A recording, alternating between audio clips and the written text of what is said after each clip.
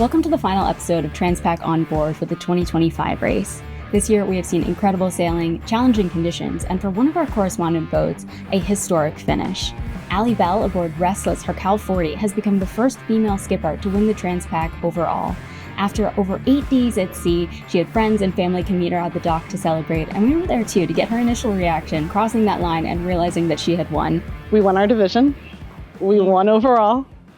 And I believe I'm the first female skipper to win Transpac overall, which is a special place in history to be.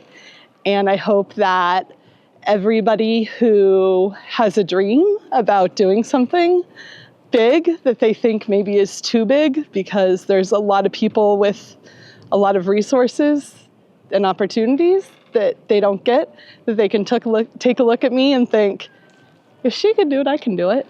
And they can. I sailed with 4 great people and we laughed most of the way across the ocean. So it was perfect. I hope that everybody who has even a little bit of a dream to go do it just figures out how to get it done. And who knows, you could wind up here with a beautiful Cal 40 and a bunch of lays having just one Transpac.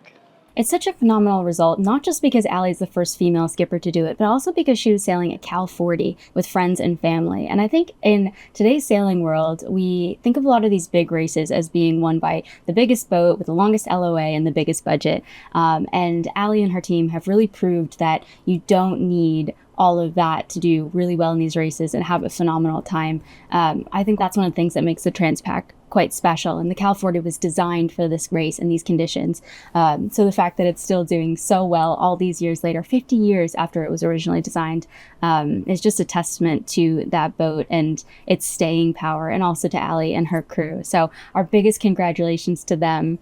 Another legacy sailor in this race with Cal 40 experience is Stan Honey, who was sailing one of those souped-up racing machines this time around. He was down at the docks and talked to us a little bit about their race and how this year was unique and why it's such a special race to him.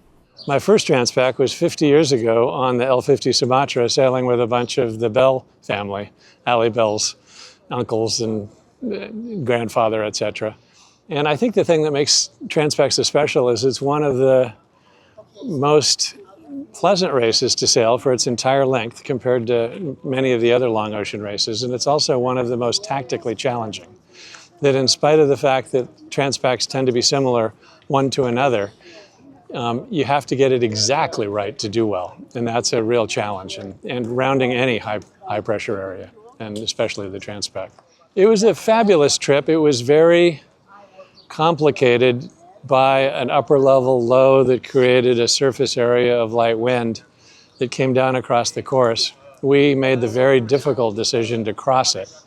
I think it worked for us. I think we gained some 12 hours on that relative to the alternatives.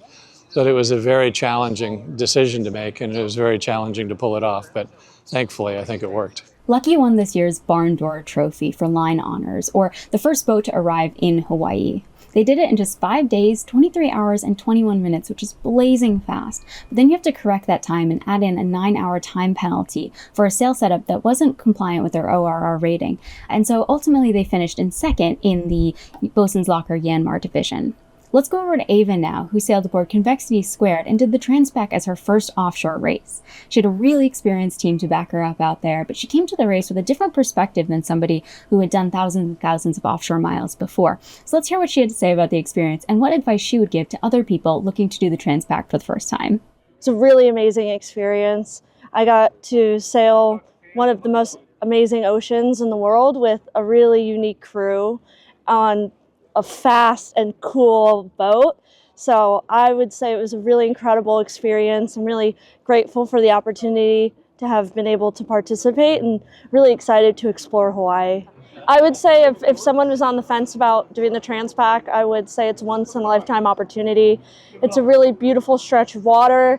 You can do it on some really unique boats, and I would say our sport is really one of a kind in the way that you can indulge in so many different sides of it, from buoy racing to open ocean racing, and this race is really, really unique, and the crowd that comes around and the amount of excitement that everyone feels when you leave the dock to when you make it to Hawaii. I would say the amount of camaraderie from people that you don't even know, it's really spectacular.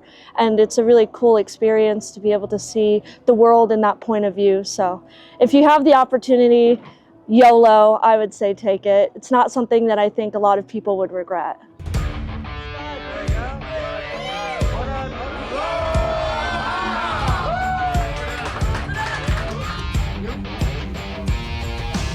That's all from us for the 2025 Transpac. It has been a phenomenal race. It has been a historic race, and it has been such a pleasure to watch it alongside you.